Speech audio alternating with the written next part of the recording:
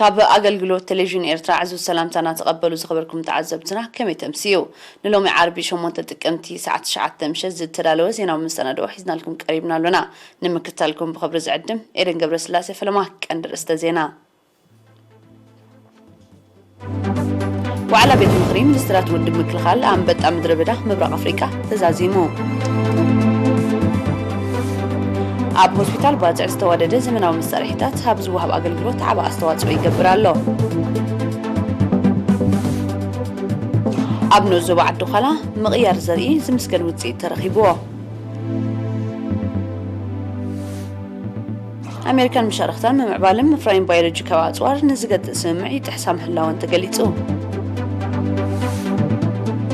بوليس نيجيريا بعتقات تجاوم زصنحم 187 بركي زيغاتات كم زلقه افليتو أمريكان يكرسوا مدبات إيران زملكت عبينا زكايد زنبر زتداغماي كبغاغس صويعه زرزرات زينا كاب 4 كساب 6 ጥቅምቲን ዝተቃንዐ መበል 66 ስርዓ ኸባ ፈጸመ አካል ውድብ ምክልኻል አንበጣ ምድረበዳ ምብራቅ አፍሪካ ሲዒቡ በተሳታፍነት ሚኒስትራት ሕርሻ ኤርትራ ኢትዮጵያ ሶማሊያ ኬንያ ደቡብ ሱዳን ጅቡቲ ታንዛኒያ ኡጋንዳን ሱዳንን ንኽልተ መዓልታት ዝተኻየደ ዋዕላ ሚኒስትራት ሎሚ ተዛዚሙሎ ጋዜጠኛ ዳናይት ገብረ ህይወት ዘዳለወቶ ጸብጻብ ይስዕብ أب أسمرا كايد زغنية مبل سوسان شدشن وعلى بيت مخري مينيسترات أبال هاجرات ود مكل خلان بيت أمدربدا مبرا أفريقيا لومي عربي شمون تتقمتي تزازيمو أبزن خلتا معالتات زغت ألا وعلا بزعبا أبز حلفة وعلا تودبن أو أوزتلا على زعباتاتن باجت عمة خلتشحن إسران حدن كلتشحن إسران كلتن تسبسابات من محداراوي نتفتات قال أبت أخيبات زتساتفو تعذبتي كمون أبال هاجرات نتودب أب مدقاف كجبرو أبزلون جنزباوي أبركتب بسفحو تزاريبلوم تساتفت بزي كازي مرجع أبو مبرن مكتل أبو مبرن نايز غتسلو على كايدون كلو مبل سوسان شوعتن أخيبا فتسامي كوميتن وعلى بيت مخري مينيستراتن كاب 24 كساب 28 تقم تخلتشن 20 كلتن أب أوغندا كايد تسمامي عام أبومبر بيت مخري مينيسترات ودب مكل خلان بيت أمدربدا مبرا أفريقيا مستر فريد بوينو أبزس معهم معتوغال اتو على سالا وهودن أدمع أن تساتفو أبال هاجرات عود كم تنبرا بمقلات بمنقستن هزبن إيرتران نزيتا قبرلهم موقاك أبابلان انقدوتن مسقانا أغربهم أب مبل سوسان شدشان وعلى بيت مخري مينيسترات ودب مكل خلان بيت أمدربدا مبرا أفريقيا زي تساتفو وكلت إيرترا إثيوبيا صوماليا كينيا دبوب سودان تنزانيا أوغندا سودانن أب موداتا زتزربلهم نتبتاتن زحلفو وسانتاتن أب زحازة سند كتامهم أمبيروم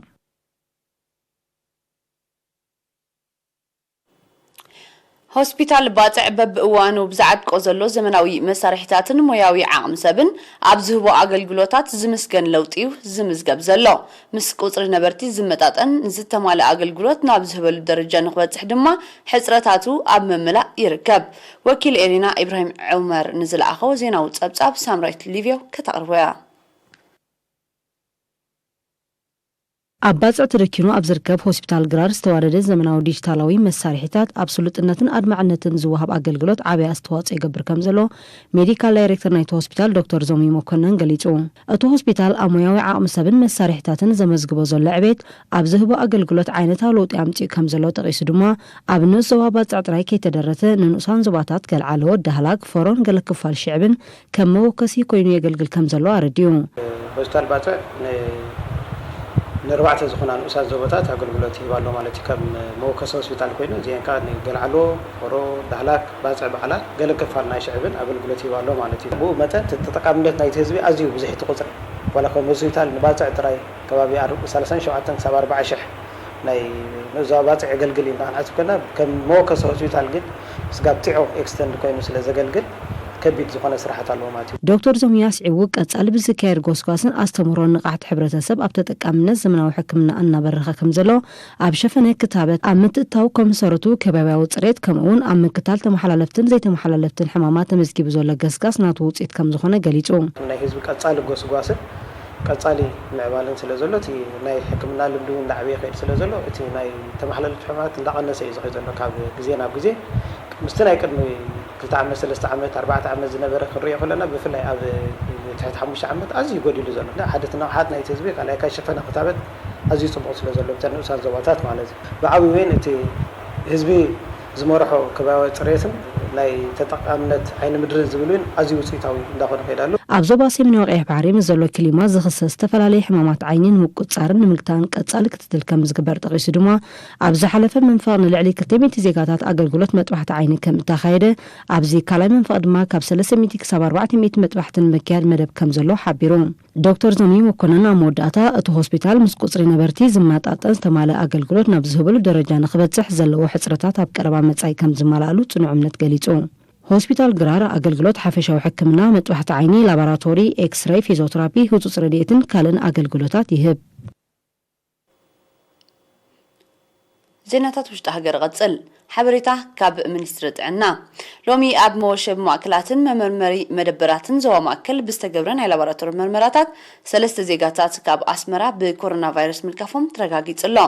ካብዚኦም እቶም ክልተ ኣብ መወሸቢ ማእከላት ተዓቂቦም ዝጸንሑ ክኾኑ ከለው ሓደ ድማ ኣብ መመርመሪ መደበራት ብዝተገብረ ምርመራታት መልከፍቱ ዝተረጋገጸ እዩ እዚ ከምዚ ኢሉ ከሎ ኮሮና ቫይረስ ተረኺብዎም ኣብ ሆስፒታላት ዞባ ማእከል ተዓቂቦም ዝጸንሑ ክልተ ዜጋታት ሓዊዮም ተፋንዮም ኣለው بز مسرت تقلل قطري بكورونا فيروس تلفو زيغاتات كساب لومي 6737 بتحلا 6638 كابزيوم حاوي بزتفانو 40 كلتن بموز تفليو 27 دما جنا اب هوسبيتالات تعقيبهم زركب يوم منستر عنا شو مونت تقمتي كل تشحن اسران حدن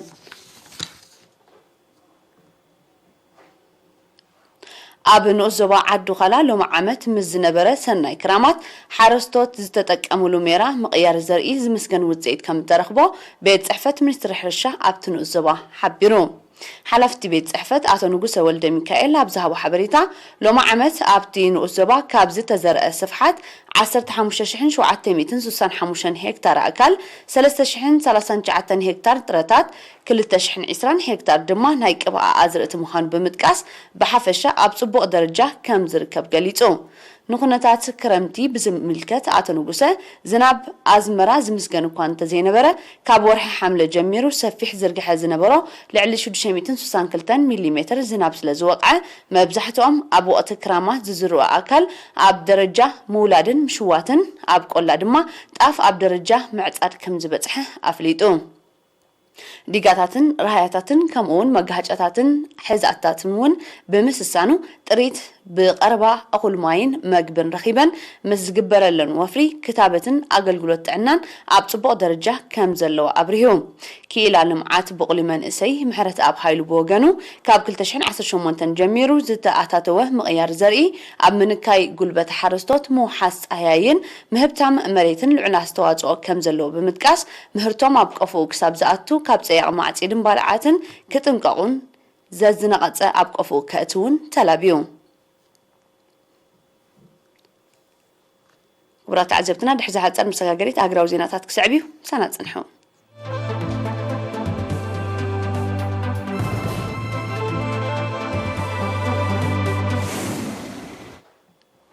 ኣብ ዜናታት ወጻኢ ኣሜሪካን መሻርክታን ኣብ ውሽጢ ግዝኣተንን ስግር ባሕርን ኣብ ዘካይድኦ ዘለዋ ምምዕባልን መፍራይን ባዮሎጂካዊ ኣጽዋር ብክፉት ግሉጽን ሓላፍነታውን መንገዲ ክሰርሓ ሩስያን ቻይናን ብሸውዓተ ጥቅምቲ ኣተሓሳሲበን ሚኒስትራት ጉዳያት ወጻኢ ክልቲአን ሃገራት ኣብ ዝሃብዎ ሓበራዊ መግለጺ ኣብ 1975 ዝተበጽሐ ንምፍራይ ምምዕባል ተጠቃምነትን ምስግጋርን ባዮሎጂካዊ ኣጽዋር ዝገትእ ስምምዕ ኣብ መርግጋጽ ሃገራዊ ሰላምን ጸጥታን ንዘለዎ ተራብ ብምጥቃስ ንምልኡነት ትግባርን ቀጻልነት ናይቲ ስምምዕ ክስራሕ ጸዊዖም ቀዋሚ ወኪል ቻይና ኣብ ሕቡራት ሃገራት ኣብ ኣኼባ ብሓፈሻዊ ባይቶ ኣብ ዘስምዖ መደረ እቲ ስምምዕ ኣብ ምግታእ ተጠቃምነትን ምፍራይን ባዮሎጂካዊ ኣጽዋር በቲ ሓደ ባዮሎጂካዊ ቴክኖሎጂ ኣብ ሰላማዊ መዓላ ክውዕል ድማ በቲ ካልእ ኣገዳሲ ተራ ከም እተፃወተ ገሊጹ እቲ ኣምባሳደር ኣስዒቡ እቲ ዝተኻየደ ዘተ ማሕበረሰብ ዓለም ንተግባራውነት ናይቲ ዝተበጽሐ ስምምዕ كمرمر عدل زفتر علاماتاتو نابشتو نمبصح دما دراخ ترا كم زلو حبيرو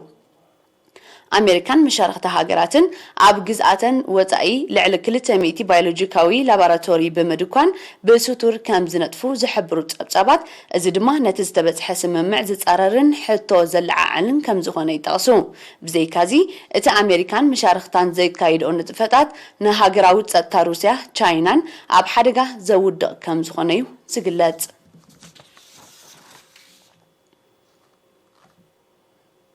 ፖሊስ ናይጄርያ ብዘካየዶ ስርሒት ኣብ ሰሜናዊ ምዕራብ እቲ ሃገር ብዕጡቃት ተጨውዮም ንሓያሎ ሳምንታት ዳሃይ ዘይነበሮም 187 በርጌስ ዜጋታት ከም ዝተለቀቀ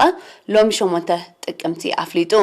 ኣፈኛ ፖሊስ ናይጄርያ ኣብ ዝሃቦ ጋዜጣዊ መግለጺ ሓይልታት ጸጥታ ናይጄርያ ኣብ ክፍለ ሃገር ዛምፋራ ኣብ ዝርከብ ጫካታት ብዘካየዶ ስርሒት እቶም ቆልዑ ኣንስቲ ምስ ዕሸላትን ደቀንን ኣረጋውያንን ዝርከብዎም ጆሆ ተታሒዞም ዝጸንሑ ከም እተለቀቁ ሓቢሩ ፖሊስ ናይጄርያ ነቲ ስርሒት ንምድጋፍ ኣብቲ ክፍለ ሃገር መስመራት ቴሌፎን ናይ ምቁራጽ ስጉምቲ ከም ዝወሰደ እቲ ኣፈኛ ወሲኹ ገሊጹ ኣብ ናይጄርያ ዕጡቃት ንመባድልቲ ብዘካየድዎ ገበናት ጨውያን ራስያን ኣብ ሰሜናዊ ምዕራብን ማእከላይ ሸነኽታ ሃገር ከቢድ ጸጥታዊ ስግኣት ፈጢሮም ከም ዘለዉ ይዝሕብር ቀንዲ ዕላማ ናይቶም ዕጡቃት ተማሃሮ ኮይኖም ምጽናሖም ዝጠቕሱ ጸብጻባት ካብ ምዝዛም 2020 ጥራይ ኣስታት 1,000 ተማሃሮ ንመባድልቲ ተባሂሉ ከም ዝተጨውዩ መባድልቲ ምስተኸፍለሎም ከም ተለቀቁ ይገልጹ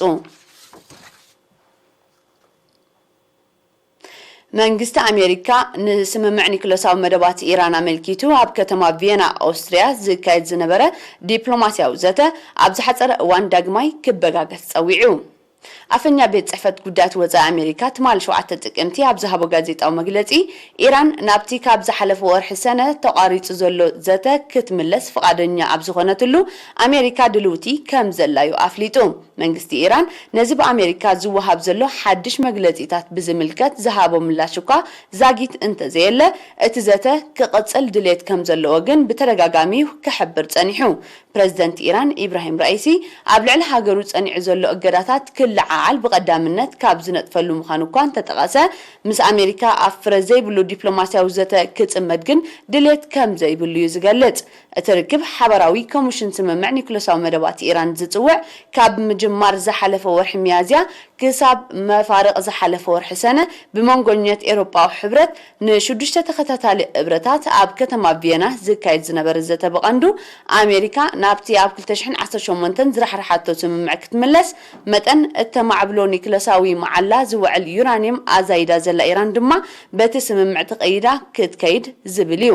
ሙሉእ ተግባራውነት ናይቲ ኣብ 2015 ኣብ መንጎ ኢራንን ሓያላን ሃገራትን ማለት ኣሜሪካ ሩስያ ቻይና ብሪጣንያ ጀርመን ፈረንሳን ኢጣልያን ዝተበጽሐ ስምምዕ ኒኩለሳዊ መደባት ንምፍታሕቲ ጉዳይ እቲ ቀንዲ ኣማራጺ ምዃንየን ኣብቲ ስምምዕ ዝኸተማ ሃገራት ዝሕብራ ዘለዋ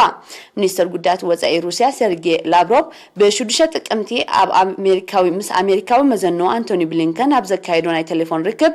ኣብዚ ነጥቢ እዚ ከም እተረዳድኡን ንተግባራውነቱ ዝካየድ ጻዕሪ ክሕይል ከም ተሰማምዑን እየን ማዕከናት ዜና ኣቃሊሐን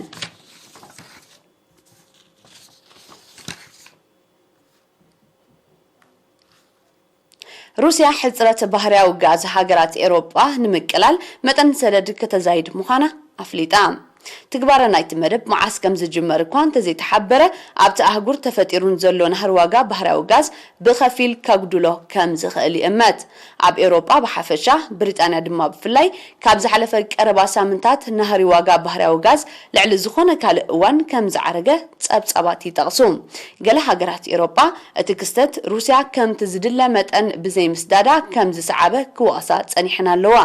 يخنبر نتمجلت إذن تجت روسيا طلبات بحرية وغاز أوروبا نمملا تسعر كم زل حبيرا روسيا عبز عمت زي متن بأوروبا تلقو بحرية وغاز كابتن أكل تشحن عسران بعصر تحمشن مئتاوي توسيخو كم زلو يزقلت لفدا كورونا فيروس نمكتا تاوجود سنحم حبرك التواء قراتات تدحر مفخاسو وقاتات ندادم بحرية وغازن بنهاري كم زوسخة يتكاس ኣብ ኤውሮጳ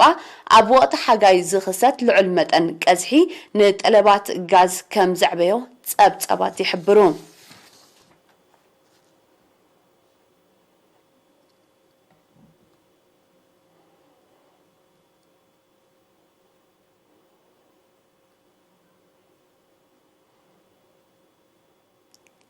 ኣብ ባሕሪ ደቡብ ቻይና ትንቀሳቐስ ዝነበረት ሳብማሪን ኣሜሪካ ዛጊት እንታይ ምዃኑ ምስ ዘይተነፀረ ግዛዕ ከም ተጋጨወት ሓይሊ ባሕርቲ ሃገር ኣፍሊጡ ብሰንኪቲ ኣብዚ ሳልስቲ እዚ ዘጋጠመ ክስተት ኣብ ልዕሊ ገለ ኣባላት ናይታ ሳብማሪን ፎኪስ መጉዳእቲ ከም ዝሰዓበ ተገሊጹ ሓይሊ ባሕሪ ኣሜሪካ ነቲ ጉዳይ ብዝምልከት መርመራ ይካየድ ከም ዘሎ ኣፍሊጡሎ ኣሜሪካ ኣብቲ ቻይና ንእትርከበን ሃገራት ኤስያ ዘከራኽር ዘሎ ማያዊ ኣካል ዳህሳስ ክትገብር መሰል ከም ዘለዋ ብምሕባር ተደጋጋሚ ምንቅስቓስ መራኸብ ከም እተካይድ ጸብጸባት ይጠቕሱ ጽዑቕ ንግዳዊ ንጥፈታት ካብ ዝካየደሎም ማያዊ ኣካላት ዓለምና ዝኾነ ባሕሪ ደቡብ ቻይና ቁጠባውን ስትራቴጂካውን ኣገዳስነቱ ልዑል ምዃኑ ይሕበር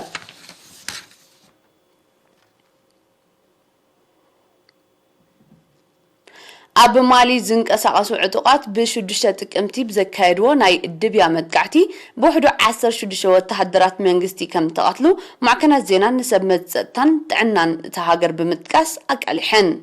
በቲ ኣብ ማእከላይ ሸነኽ ማሊ ዝተኻየደ መጥቃዕቲ ህውስያት ዝርከብዎም 10 ወተሃደራት ቆሲሎም በምህላዎም ቁጽሪ ሞታት ክዛይድ ከም ዝኽእል ሰብ መዚ ጥዕና ኣሚቶም ኣለዉ እዚ ከምዚሉን ከሎ ሰራዊት ማሊ ብዘካየዶ ናይ መልሰ ግብሪ ስርሒት 15 ካብቶም ዕጡቃት ከም ተቐትሉን ብርክት ዝበሉ ኣጽዋር ከም ዝተማረኸን ሓቢሮም ኣብ ዞባ ምዕራብ ኣፍሪቃ ብሓፈሻ ማሊ ድማ ብፍላይ ብዝካየድ ተደጋጋሚ መጥቃዕትታት ጸጥታዊ ኩነታት ናይቲ ሃገር እናኸፍአ ከም ዝመጸ ምስቲ ዞባ ቅርበት ዘለዎም ወገናት ይገልጹ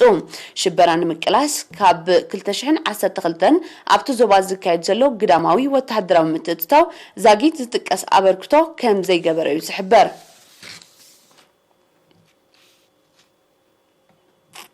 ኣብ ጃፓን ትማሊ 7 ጥቅምቲ 6.1 ሬክተር ሓደጋ ምንቅጥቃጥ ምድሪ ተኸሲቱ ብሰንኪቲ ኣብ ከባቢ ከተማ ቶኪዮ ዝተኸስተ ተፈጥሮኣዊ ሓደጋ ኣብ ህይወት ሰብ ዝወረደ ጉድኣት እኳ እንተዘየለ ኣብ ትሕተ ቅርጺ ዕንወት ከም ዝሰዓበ ሰብ መዚ ጃፓን ሓቢሮም ኣብቲ ከባቢ ተወሳኺ ሓደጋ ምንቅጥቃጥ ክኽሰት ከም ዝኽእል ዝኣመቱ ክኢላታት ስነ ምድሪ ጃፓን ነበርቲ ክጥንቀቑ ኣተሓሳሲቦም ኣለዉ ኣብ ጃፓን ሓደጋ ምንቅጥቃጥ ምድሪ ከጋጥም ናይ ፈለማ ከም ዘይኮነ ዝጠቕሱ ጸብጸባት ብሰንኩ ሰብኣውን ንዋታውን ክሳራታት ከም ዝወርድ የረድኡ ጃፓን ሓደጋታት ምንቅጥቃጥ ምድሪ ብብዝሒ ኣብ ዝኽሰተሉ ጂኦግራፊያዊ ከባቢታት ከም እትርከብ ይግለጽ የሞዳታ ዜና ኣብ ዓዲ እንግሊዝ ዝነብር ታንዛንያዊ ዓብድልረዛቅ ጉርና تعواتي شلمات النوبل سنة صحف 2021 ኮይኑ ሓደ ካብ ውርያት ኣፍሪቃውያን ጸሓፍቲ ዝኾኑ ዓብድልረዛቅ ጉርና ንሳዕቤን ሓደጋታት መግዛእቲ ዘረድእ ሓያሎ ጽሑፋት ብምቕራብ ነቲ ሃገራዊ ሽልማት ከም ዝበቕዐ ተገሊጹ በዚ ድማ ዓብድልረዛቅ ነዚ ሽልማት ዝበቕዐ ሻድሻይ ኣፍሪቃዊ ጸሓፋይ ኮይኑሎም ኣብ ደሴት ዛንዚባር ዝተወልደ ዓብድልረዛቅ ጉርና ኣብ 1960ታት ብስደት ናብ ብሪጣንያ ከም ዘምርሐን ኣብቲ ሃገር ይነብር ከም ዘሎን ይግለጽ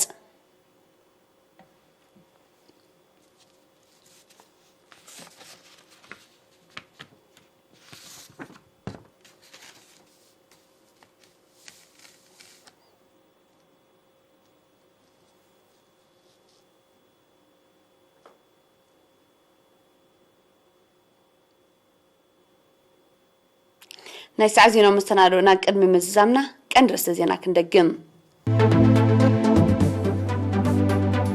ዋዕላ ቤት ምክሪ ሚኒስትራት ውድብ ምክልኻል ኣንበጣ ምድረ በዳ ምብራቕ ኣፍሪቃ ተዛዚሙ ኣብ ሆስፒታል ባፅዕ ዝተወደደ ዘመናዊ መሳርሒታት ኣብ ዝወሃብ ኣገልግሎት ዓቢ ኣስተዋፅኦ ይገብር ኣሎ ኣብ ንኡዙ ብዓዱ ኸላ ምቕያር ዘርኢ ዝምስገን ውፅኢት ተረኺብዎ أمريكان مشاركتان ممعبالن مفراين بيولوجيكاو أزوار نزقت اسممع يتحسى محلاوان تقليتو بوليس نيجيريا بعتقات تجاوية مستنحو 187 نمبر جيسيقاتات كمزلقاء أفليتو أمريكان كلساو مروات إيران زملكات أفيانا زكايت زنبرزتا داقماي كبقاقس تسويعا حفشاونا يسعى زينا ومستنادونا أبزي تزازي ملون سلامك تالكم نمسكن روح مشات